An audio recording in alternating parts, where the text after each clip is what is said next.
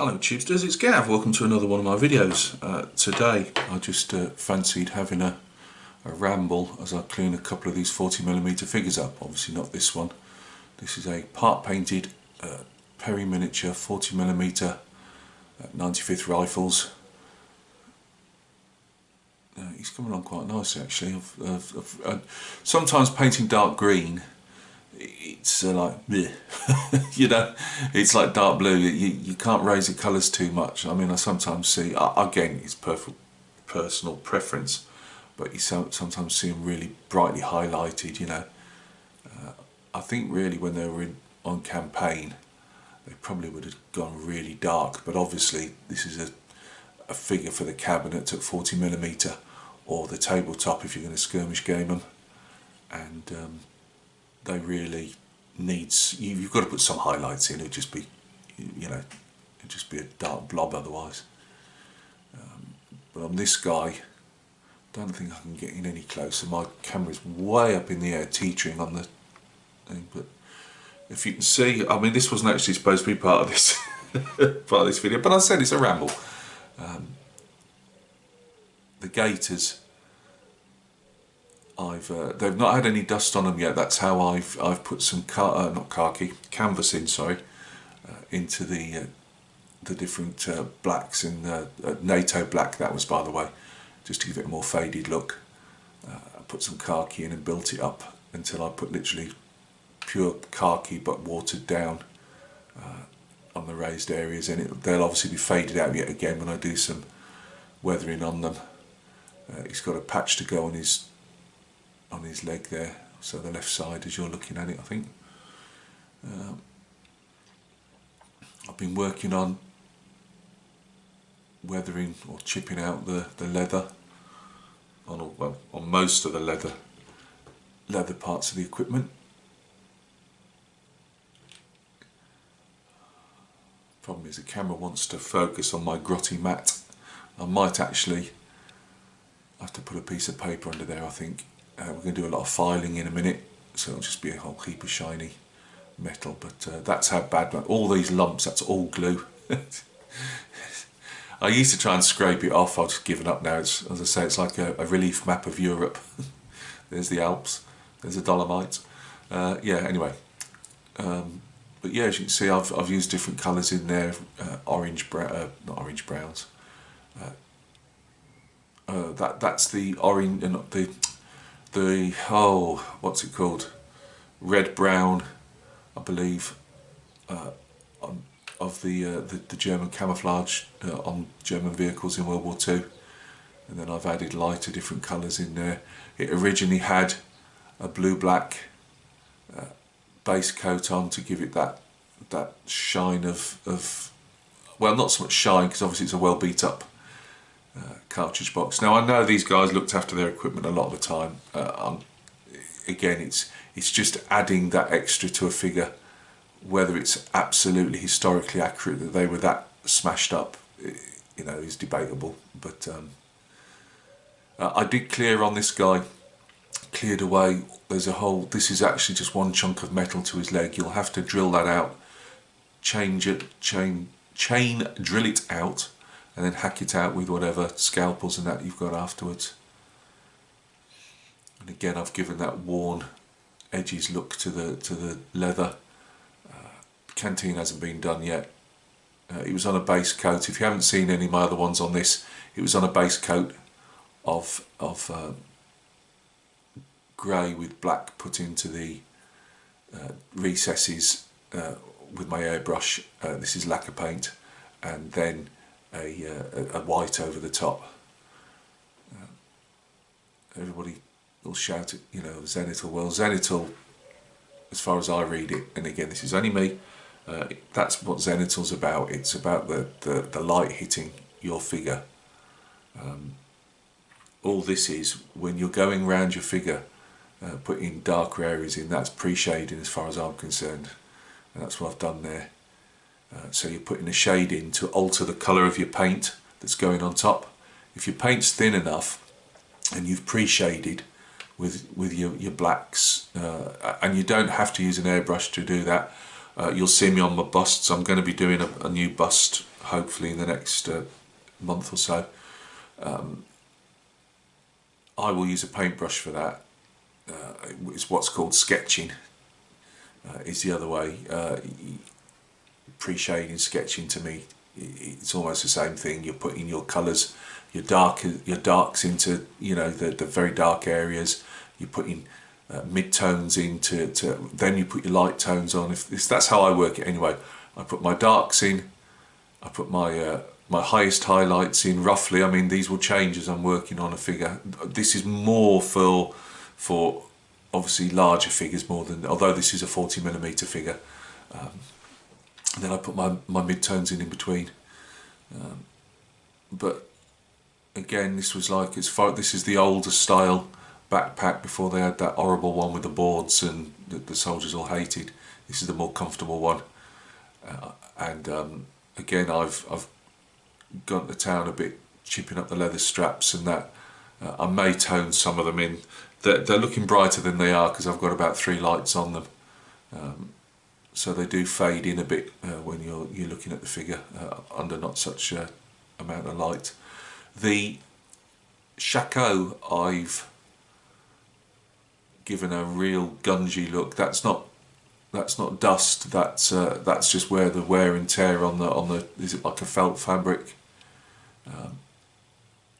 where it's all being worn down to the base material.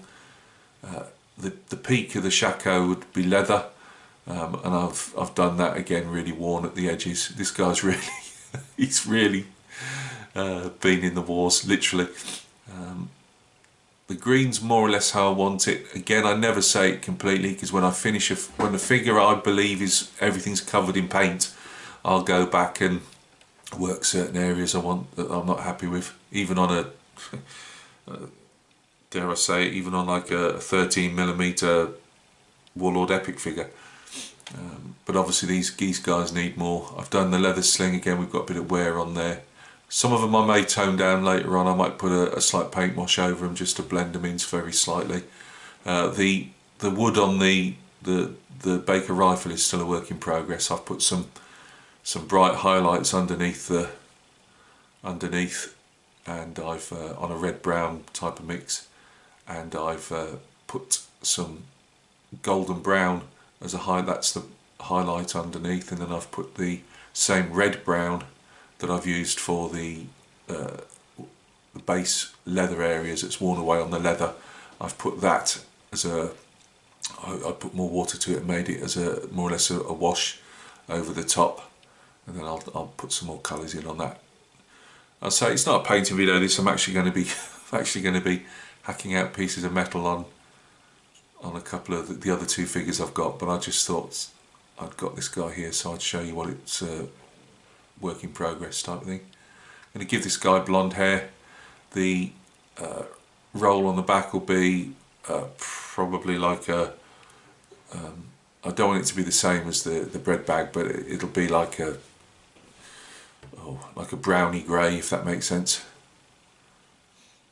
We've got piping to do yet as well on this guy. I always leave that to the end, especially because I need to do it around the collar, and I always find if you put the piping in and then start messing with the hair and the flesh, you usually get it covered. So I always tend to leave the piping to the end. Obviously we've got the flesh to do as well. Tend to use the flesh at the end as well. Sometimes I'll put a base coat down on the flesh just to, so I can like put, I suppose, silly really, demarcation areas. This is going to be this brown, isn't it the powder? It's the fine powder for the pan, I think. Or is it for the cap? No, that's the caps in it. I'm not sure. Or flints, I'm not sure if they use caps or flints on that. But that's brass anyway.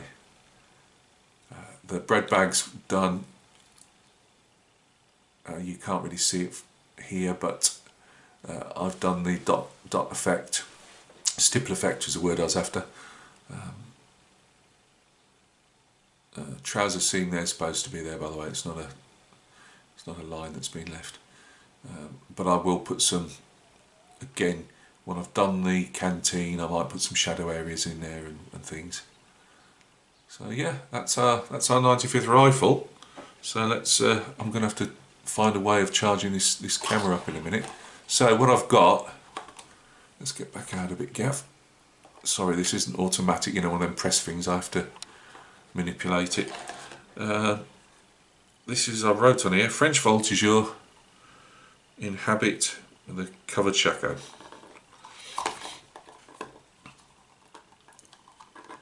Oh, my life. Right, he doesn't want to come out and play. Right, let's see what we've got. It's been a while since I've... I mean, these stop them to a degree, but I was... this always clings to everything. Right, so this guy, another French Voltigeur, if you remember the guy that I put up earlier on in the week, complete, he's a Voltigeur as well. I will probably leave this guy in a blue jacket when I decide what regiment it's going to be. It's always a nightmare with French units because they change them, you know, the Voltigeurs, the collars can change literally, you know, every other year or whatever, you know, different time periods in the Napoleonic Wars. It's always a bit of a nightmare. As I've said to you guys, I don't hold much truck with, I do get people that, some people are just downright nasty and they like to just bag your work for the sake of bagging it, you know. It's just water off a duck's back. At my age, my head problems, if I've got to worry about trolls, that's the least of my worries. Yeah, these guys I just really like. I think the Perrys have really hit the mark with these. They have to, as I've said, I've tried to explain before because I'm not really good at it. I don't really know a lot about moulding process, but you have to sometimes separate these guys winning white metal just because of the moulding process, sticking him and his bodies in a mould, one of them round moulds, rubber moulds, is it? So this is what they call this. Again, if I mention things, you all guys, you all know I've got serious mental health problems, which means my memory gets robbed. It comes in and out, and I don't always remember. I do know it most of the time, I just can't always fish it out my head. But I also like to say it so that people, not my head problems, but there are a lot of guys that are just starting out and they don't know diddly about the period. They just like the uniforms, or they're just getting into that period. And I have to say, I'm no expert, definitely not on Napoleonic period. I paint a lot of them and I learn a lot from it, but you know me, I flutter around all military history and modern conflict, so to be an expert on one thing is just, I just can't do it. But I still, you don't do this since you're a kid, doing, you know, different military subjects without picking things up along the way, especially as a painter. So this guy I really like. They've got the turned up, and they do different ones obviously, which you'll, and I'm doing these to sell. Now this isn't an advert particularly, although if anybody wants to buy them, please hit me up. It's not so much an advert.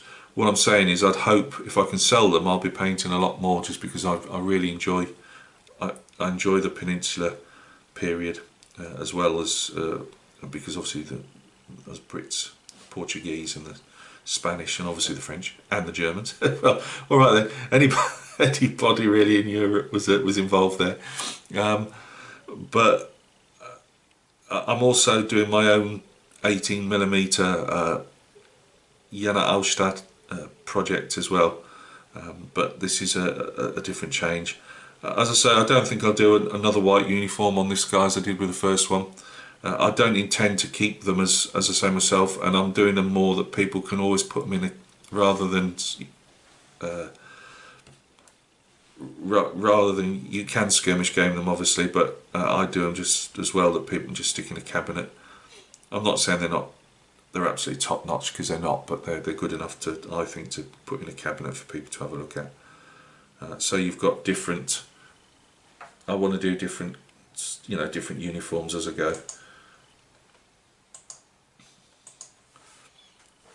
You'll see the as I say, the one bugbear I've always had with a lot of the casts that come out of the Perrys is the worms they have. It's an old thing. People have gone on about it for years, and it's not going to change, I don't think. But you just have to be aware when you're cleaning. If you're a new guy to the period or to these the Perry metals, you just have to be aware that there are a fair amount of worms on them.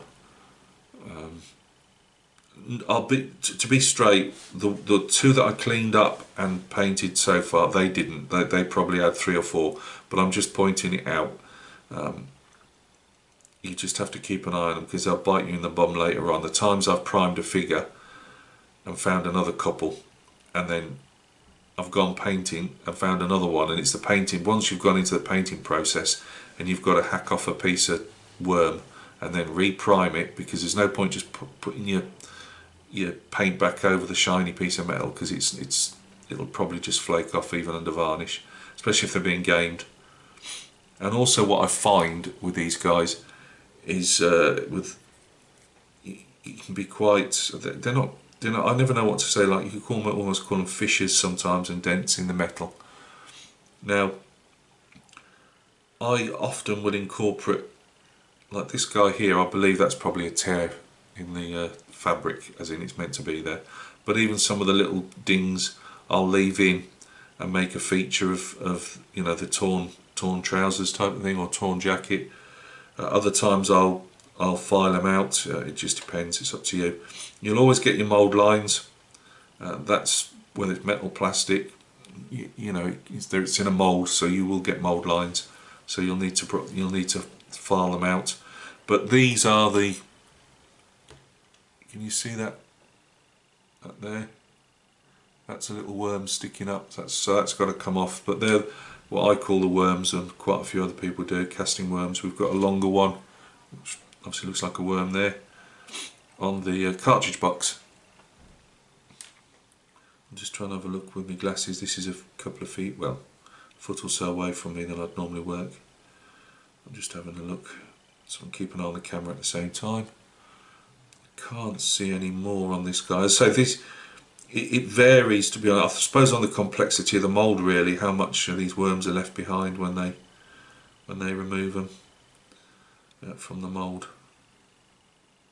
But I've got to say the 40mm figures aren't particularly bad. I have had 28mm metals that have been plastered in them, which is always a nightmare, especially if it's like a samurai figure or something. We've got another worm on the top of the epaulette, which obviously can be seen easy. Another one on top of the sabre briquette. So we'll be painting this bayonet brown. Just keep an eye on references. I use a lot of reenactor photographs. As I said, I go on Instagram and I save reenactor photographs. Do reenactors probably get it right all the time? No idea. I'm not, you know, but you get an idea. Yes, I know a lot of these guys, they're freshly made uniforms made in India or something, and they get worn on a one weekend in 6. I don't know. You know what I'm saying is they're not in the field like this guy would be, or like guys that are in combat like the guys in Ukraine. The Ukrainian army, you know, that they'll be, a lot of their stuff will be in rag order if they can't keep it, you know, in good repair, just because of the situation you're in. And it would be the same for these guys, and especially at this time period. The British Army was notorious, and I can't see any other army out there. The clothing contract would go to the colonel, and it would be he would get a set amount of money. It would be his job to source the uniforms to go for his, you know, to clothe his guys. So what does a colonel do to pocket some money?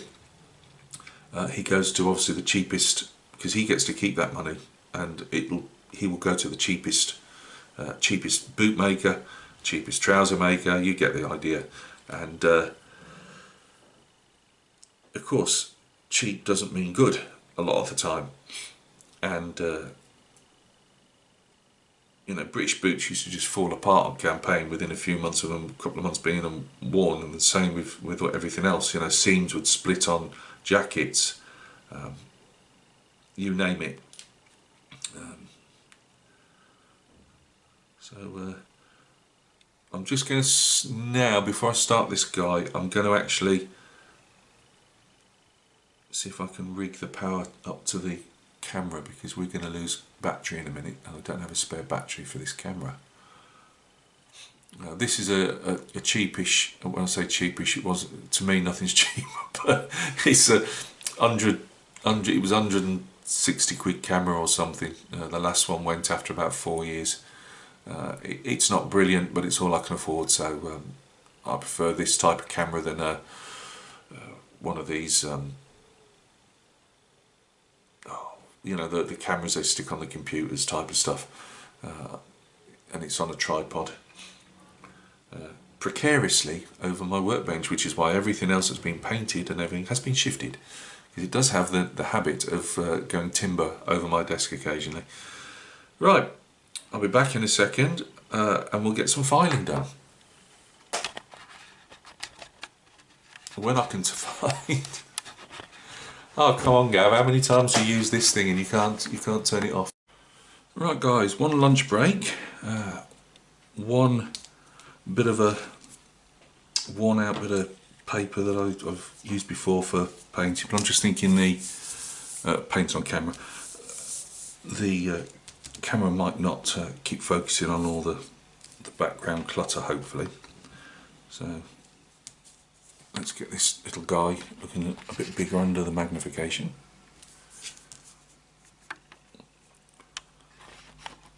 It doesn't particularly matter to me that heads aren't in shot or anything on this one, because it's just really just cleaning the place up. Forgive me rolling around and chatting as I walk.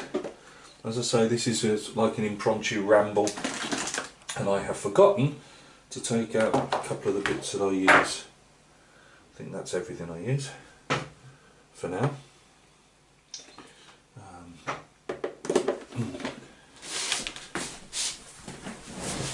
Right, roll back in, Gav.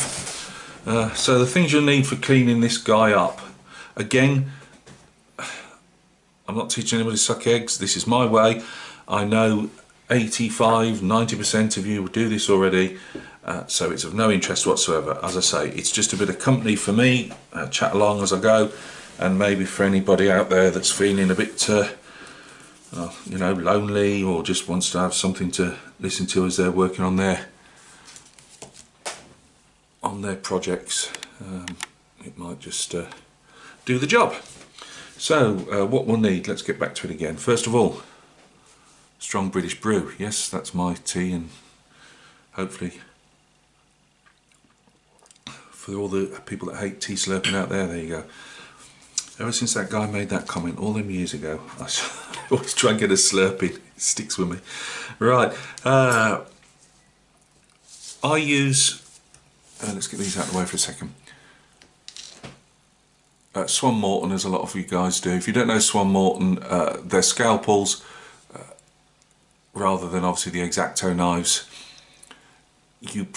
They're not made for surgical stuff. They're made for, I believe, just general cutting of leather and bits and pieces. I had a real tough job. I wanted to get another handle and another rounded set, i.e. like this. A rounded set meaning rounded blade, I should say. And I just couldn't get Swan Morton. They were going for horrendous prices. Now these are normally really cheap. This was about 2 years ago, just after COVID, so it's probably a lot to do with that. But I've had this handle for years. In fact, I bought a box of 100 blades. Not massively cheap, but not like you buy an X-Acto. If you bought 100 X-Acto knife blades, you'd be crying for a year. But they do the job great. You use a little bit of a plier that just to push them and pull them on, so you get yourself a little plier. But these are really cheap. You can get them for like £3 for your first, you know, with a handle and maybe 5–10 blades. These pointed ones are really good for mould line clearing, which we'll be doing in a minute. And I do apologise for, I doubt I'll put any background music on. This is an impromptu rambly work along type of thing, but you'll hear scraping and all that, so if it makes your teeth on edge, I do apologise. But yeah, these pointed ones I really like, because obviously you can get in all the nooks and crannies and stuff if you need to. Don't press too hard on them when they're on the workbench, and that when I say too hard, just be wary that the tips will, or the last third, or once it's been used for a fair bit, they probably get a bit strained, or I, with my mighty muscles, lean to, pushing too hard, and they will snap off occasionally. So just be aware of that. Maybe wear safety goggles or glasses. I happen to have a pair of reading glasses on, help protect my eyes as well. Health and safety, we have to say so many bloody things for people. So yeah, that's the pointed Swan Morton one. Now this is one I bought in its replacement, because these were plentiful is the word I was after. It's a lot lighter, still metal, it's great. I've got a bit of a gammy hand, and I can hold both of these fine. They don't have to be round. And this is by a company called Surgiclass, made in Glasgow, Scotland. Well, I take it's made, or maybe they've, these days half of it's not made in your own country, and it just gets printed that it is. But hopefully they are. So these are just as good as a Swan Morton's, to be fair. And whereas these were going for stupid money for some reason, these weren't. They again were like £2 or £3. I bought 10, 15, 20 blades, and you got your, I know it's not free, but you get your handle with it, and the handle will last you forever. There's no real reason. Occasionally I sometimes cut putty off with mine, and I get bits of crap stuck in this bit here where you need to see it, don't you? In this bit here, when you push your blade on. I push them on fine by hand, bearing in mind these are very, very sharp, and I would say use by adults only. Again, I don't know what I'm supposed to say and what I'm not supposed to say, but I don't try and detach them by hand. I actually use these guys. These are just my 30-odd-year-old cheap toolkit wire cutters, and I just grab the end and just lift it up and just slide it off. So that's what I will be using. Also, well used. Most of these are well used now, need replacing. Diamond file set. This was actually a Modelcraft one. They've done me fine. Again, they're probably all made in China. But what I'm saying is you can get eBay ones, and they may be cheaper. This was, as I say, I think bought when I was buying some modelling supplies years and years and years ago. I think more or less I bought some normal files, but these guys really do last you. Diamond files, yeah, I know they're supposed to be better as well as, but when you're cleaning metal figures off, and I use these for, well, I don't use these, I've got another couple that I put aside and I use for plastic, only just because I don't want all the metal filings that might still be remaining on getting on a plastic figures or plastic kit or whatever, but I do use those as well, especially these needle files on rounded on plastic kits, but I've got a couple I keep separate for that. This is the one I use the most. It's rounded. You tend to find anything straight will obviously give you a straight, you don't particularly want to use one of these because it will flatten out all that really nice sculpted detail. So I tend to go wherever the mould line is, I tend to be turning the file round in different directions, and it helps keep, you might lose some detail, but not often. So they're the files that I use. As I say, the round one and the this one, as you can see, is absolutely caked now with. When I was at school and doing metal work, they taught us to put chalk dust in, and I keep forgetting to do it when you first have them, and the chalk dust is supposed to stop the files embedding. But this is really now starting to get full up a crud. They do need replacing. I mean, they must be. In fact, that's smooth there. I can't. Yeah, come on, Gav, buy yourself some new files. But that's that. I use this big engineering file, which is itself getting a bit chunked up with this. I'm going to get a wire brush on that. But I use that just for the base of figures. Never, obviously, a bit large scale, even for these 40 mils. So it's just on metal figures, rub over the base just to flatten the chunk off them. If you've got things like this, sometimes it's soft enough to take with one of those scalpel blades, but to release the too much pressure on those blades, I tend to, if I can get into the area, I tend to use this pair of pointy snippers. We'll do that now, let's just see. The problem is it's not so exact, this one, and it is an old knackered one.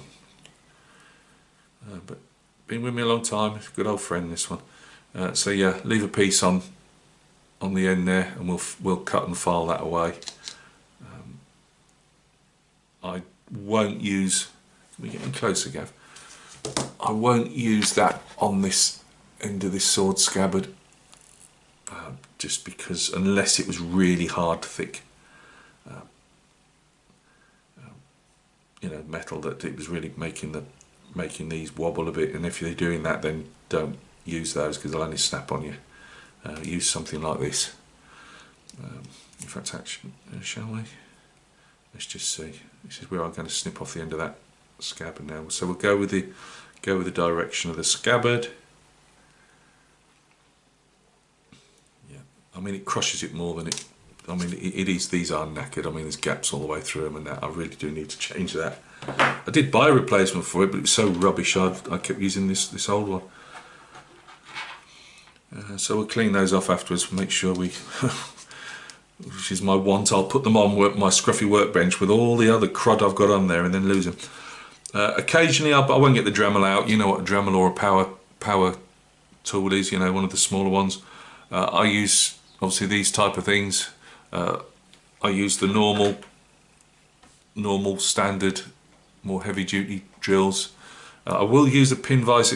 Pin vise I use on all the plastics, whether it's models or plastic figures. Perry plastic figures, say in the 28 mils. If I've got to drill something, I've got a couple of.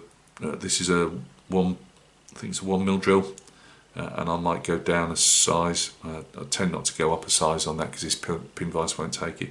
I've only got the one actually. For all the years I've been doing it, it's the same blooming pin vise, and I do need probably 2 or 3, really, just to different size, keep different size drill bits in, rather than faffing around. But I do a lot of stuff on the metals with my Dremel, obviously. I don't believe there's a need for it there. I did have a look round, just see if you can improve the figure. This is a 1.7, by the way. Sometimes it's weird. I think if you can get a real straight, if you put them at an angle, they will snap literally like standing on a cookie. That's a good analogy, isn't it, really? Anyway, it's me always thinking of food. So yeah, you can get them in that straight drill bit form, or you can have them like these with, you know, type of they use for electronics. I suppose that's why they give them these different, you know, color coded stuff, rubber, plastic bits. I don't really know what that has, apart from color coding something. I don't know if what that does, because obviously we in this type of, what we use them for is not what the circuit board people use them for, which is what they're mainly used for. So that's a 1.7. That's my handiest drill point. If I'll usually put one of my one mils in if I can, because they're hardy and they'll take a good bashing. Well, that one's getting a bit blunt now. If I had to drill like I did in this 95th Rifles guy, I believe that it was so chunky. I'm not going to go anywhere near it because I'll take paint off, but it was so chunky. I used this, or I've got probably about 8 of these in a box, and I try and keep them in an order so I know what I've used and when I go in blunter and that type of thing. After a while, I wouldn't knock your pipe out, keep trying to use a blunt drill, because you're just doing more harm than good, and you're probably going to end up injuring yourself anyway when they bounce off and go in your finger, which has happened several times. So on the big chunky stuff I do that. If you see my Vietnam 28mm figures, to clear out the sight, the carry, obviously it's used for a carrying handle and a sight on the M16, I should say. I use this, the 1.7s, or sometimes, actually I go down, I believe, I think it might even be 1.5s, and I just chain drill out, and then use my sharp scalpel blade, the pointy one, Swan Morton, and carve out the remainder, and then maybe put a file like this in just to clean the slot out. And the same with the reins on these I've really got to just, all these guys have got to do is, these are 18mm ABs for my own personal collection. I drill out all the reins, as you can just about see, and there's no infill in the head and neck area, but this is always solid, and I drill those out, and I usually use the heavy duty drill or these 1.7s. But as I say, they are, anybody that does all this work, they'll tell you they're always prone to snapping. Sometimes you can get three in a project. But I've been having a good run a lot lately, whether I'm just being more careful, whether the power setting's down, whether I'm, when I say careful, as in the angle that I'm drilling them with, I don't know. So, I've got my reading bins on, just check, yes they are on my nose, good. Just going to try and make sure I'm in camera here. I'm not. And you always hear them saying it on the model. Now I know you're not supposed to drag a file back. I was taught not to drag a file backwards and forwards as well, but to be honest with you, I do.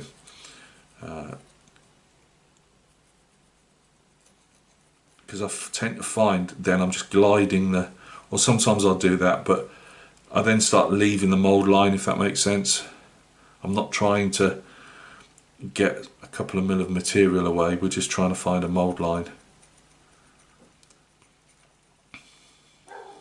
You could if you really wanted to, yes, and that dog's now deciding to bark, never stops. You could if you wanted to try and mark the mould lines like you would on a plastic kit, but I really wouldn't bother. Says the guy who then finds a mould line in his paint sometimes.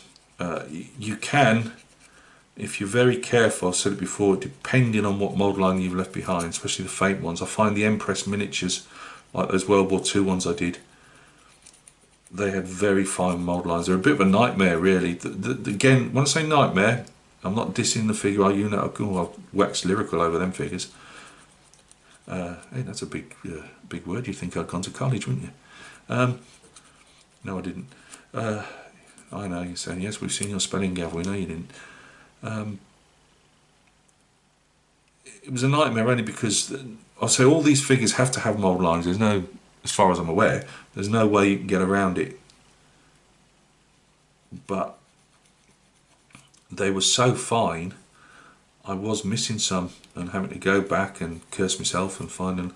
But there were a couple that completely missed the priming process, because primer will pick it up quite often, and you just have to bite the bullet and scrape it back again, as you would do maybe on a model, and redo either the whole thing or the piece that you've missed. Sometimes I'll just put, even though I've used lacquer spray on primer, I will use, let me just reach over, I will use these two. That's Vallejo Surface Primer, Ghost Grey, and that one's an AK I was trying out. I've also got the MIG, smaller one of the MIG.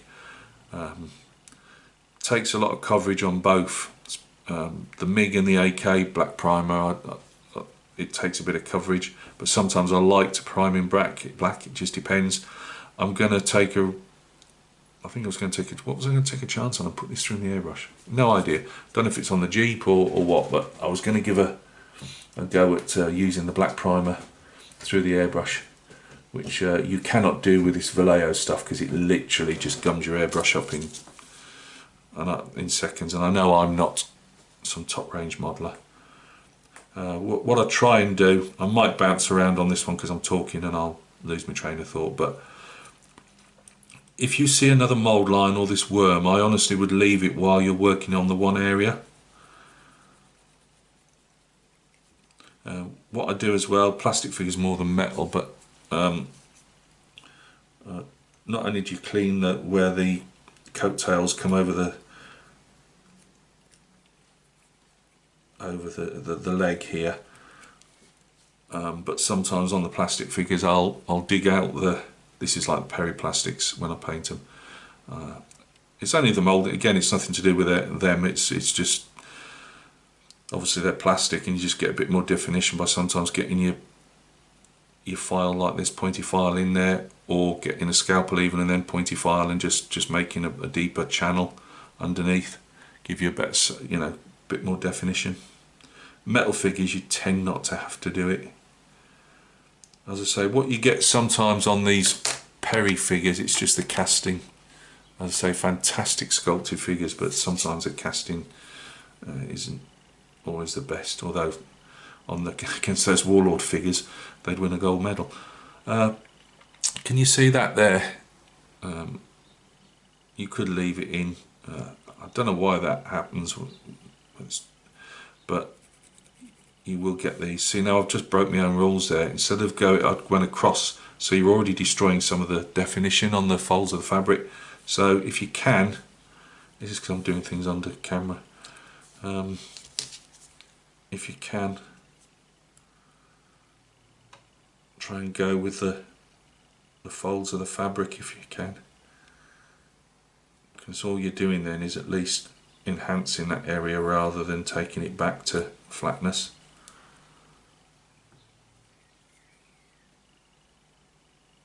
So what I'm going to do in a minute is go over with some spare sponge sandpaper. You can use wire wool as well. I do from time to time. I can't be bothered, to be honest with you, digging in. I haven't used it for a few weeks. The two figures I've just done, my Perry figures, I actually used my old sandpaper, which I'll show you in a minute.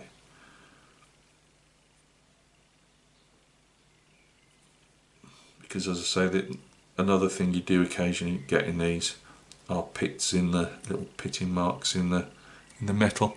I mean, you can fill them, you know, wipe some plastic filler over the top of them, but I prefer to see best I can to polish them out or incorporate them in your painting, as I say, as a small nick in the fabric or something.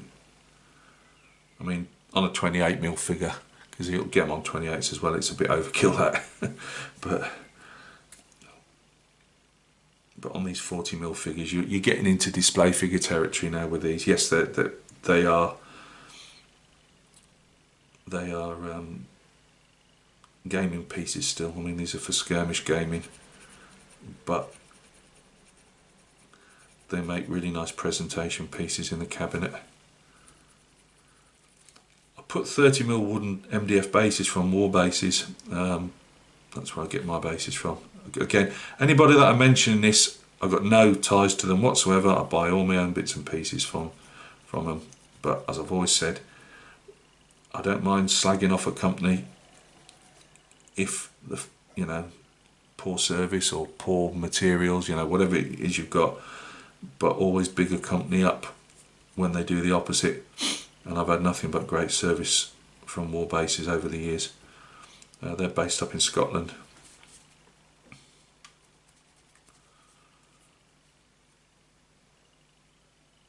So what we're doing here, or what I'm trying to do here, is use from the top of the leg down to the boot. You'll always get a mould line on the top of the boot usually. Yep, there's ours. And it's handily where they've sculpted the dip in the boot, where the toes are. Gives us something for our little needle nose or rat tail file, whatever you want to call it, to sink into. And there's another one going down the centre of the gaiter. As I say, you don't have to put like the same plastic model kits, you don't have to put a lot of pressure on a file. Let the file just do the work. Yeah, mine are getting flatted out now and full of crud, but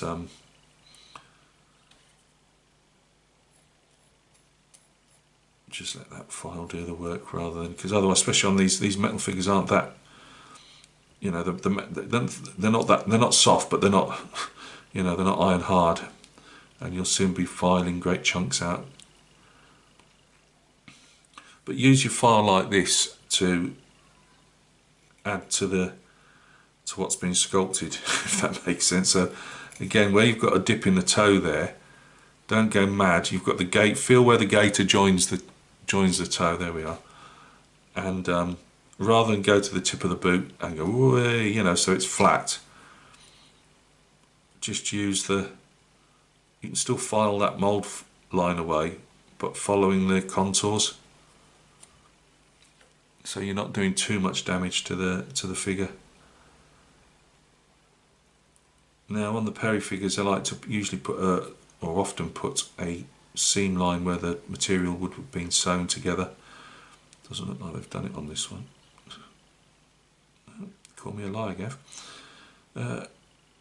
So I think now we've got the only thing we've got here to sort out is, and this is always a problem on all coattails in Napoleonics, no matter what manufacturer, because obviously it's not going to be absolutely smooth. It tends to be quite pitted and chunky underneath. I do try and smooth them out slightly, because otherwise it just looks, I know it's not massively on show, but especially on these 40mm figures, as I say, you're getting into display figure territory then, where you really have to be on the ball with your clean up.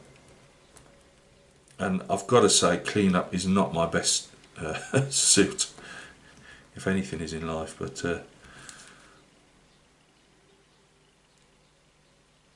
my clean up sometimes leaves a lot to do. Not that I rush it so much, I just think it's all, I've done everything, great, brilliant.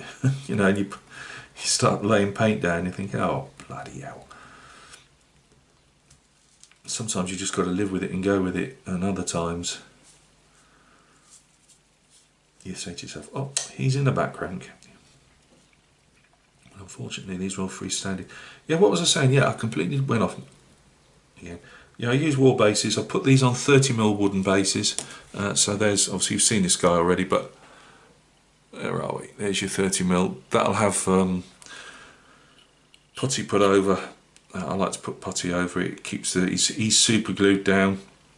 I will use, normally I actually use PVA rather than super glue. It's a lot cheaper. I use 10-minute acting PVA wood glue. It's brilliant stuff. Because I'm going to putty over it afterwards, it'll keep it in place. The putty will keep it in better place. However, I wasn't sure painting wise and everything with this guy, or with all the guys at 40mm, the size difference from a 28mm figure. I thought the extra weight, so I'll just super glue it down and then putty over it. I sometimes will putty over it before I start work on them. On all these I haven't, simply because I haven't.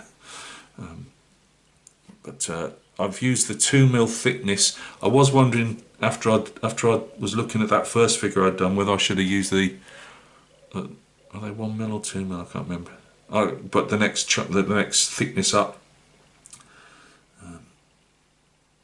But in the end, I thought no, that's fine. I've gone with a 30mm one because you can do, as I always like to do, you can just tell that bit of extra story on these or the 28s. With what your painted figure, why is he there, what's he there for, the ground he's stood on, or her, depending on obviously what figures you're doing.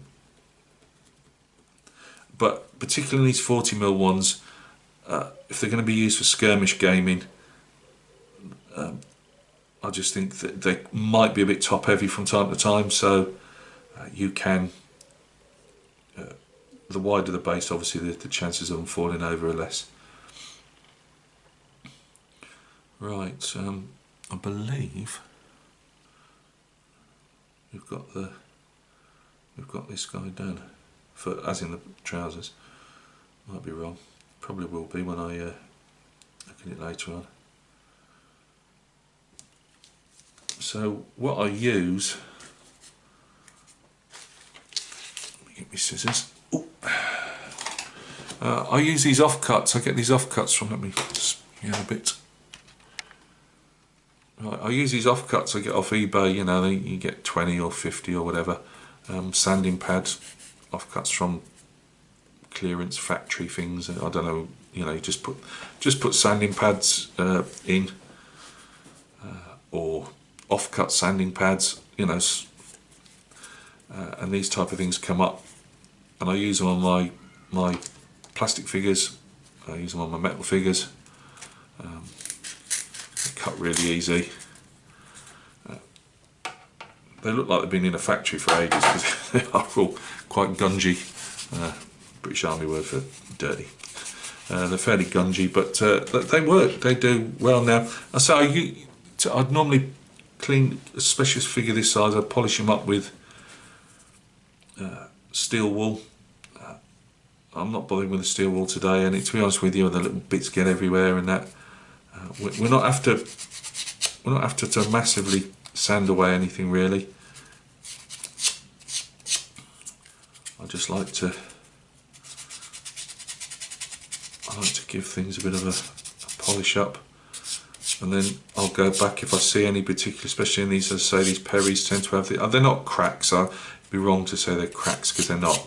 You know, your leg's not going to fall off or anything, but they're just like in the casting process.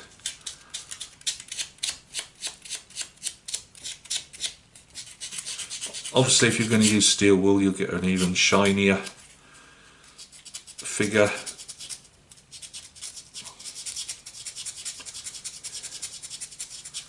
Sorry about the noise, but it is as I say, just me at the bench having a chat as I do a bit of work.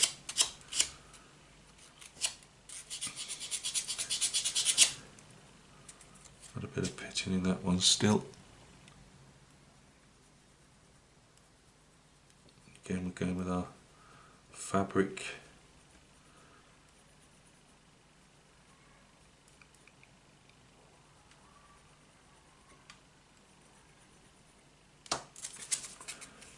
As I say, you don't want to make a plane, you know, like a flat plane, if you can help it.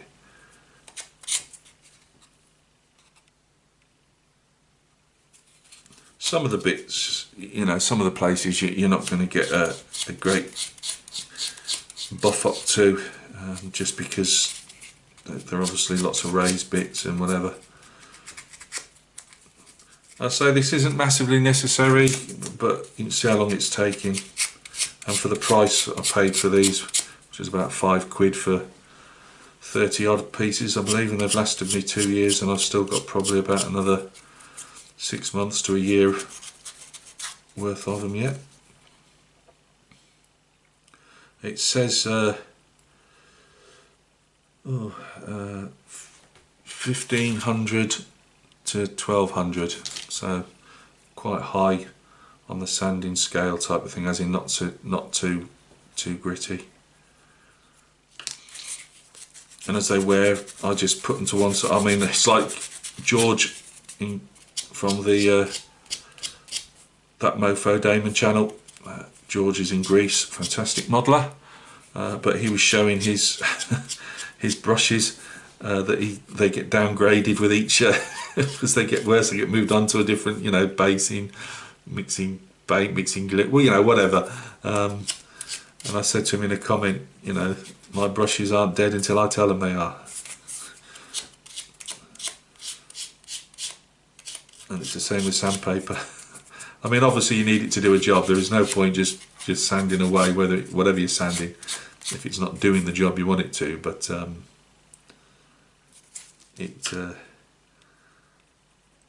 things are expensive, and a lot of us are on budgets. As my wife keeps telling me. And I've been really good actually. Not bought any figures, not bought any models, have I?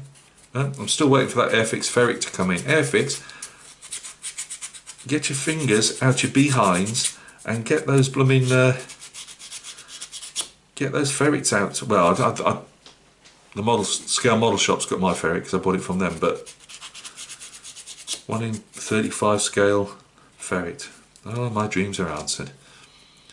What's a ferret, Gav? It's a 2-man armoured car that was made in the early 50s and served the British Army up until probably the early 2000s. I mean, I think they were using them on the Bathurst ranges in Canada for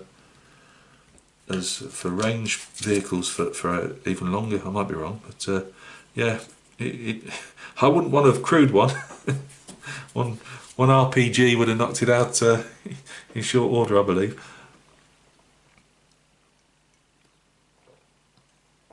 But I was brought up on military bases for, I think, till I was 11 or whatever, 10 or 11, and they were always knocking around in the era that I was a kid in the 70s. Right, let's see if we can go in. Yeah, it's supposed to be here in June. Give it up, Gav. Stop talking about the damn ferry. We want to hear you talk about figures. Yeah, it's supposed to be here in June, was it, or July? I don't remember. But I've got a nasty feeling it ain't going to be here till about September, October. I know, I've got 1,001 models, as my wife keeps telling me. Got a really good idea for a Ukrainian model building project after the Jeep. I will be having a video coming up as well. I don't believe the 15mm stuff that I've been working on has gone away. It hasn't. I've been building a little backdrop for it, and I'll do you an update on that. So, get back to the working hand. Oh no, forget it, Gav. You're working at your bench. Normally you'd be talking to yourself, or to Archie, or to the picture of Barclays. I've got my poor little lad who passed away 4 years ago. One of my oldest pup. I've got my wall in front plastered with his pictures, and I'm often chuntering away to him. Chunter is another British word, I believe. I don't know if any guys say it, but chat away to my little bloke. Normally would try and chat away to Archie, but he's as loud now. He's snoring his head off. Right. Yeah. So you know, again, you don't have to, but it's cleared a lot of those little bits of pittings away.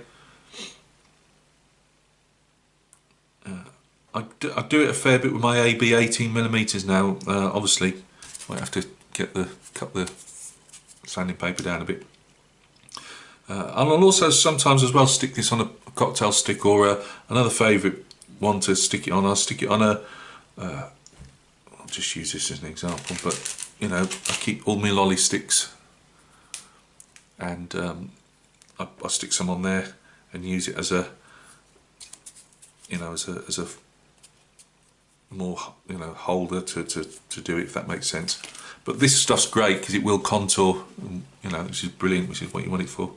So yeah, that's what we've got.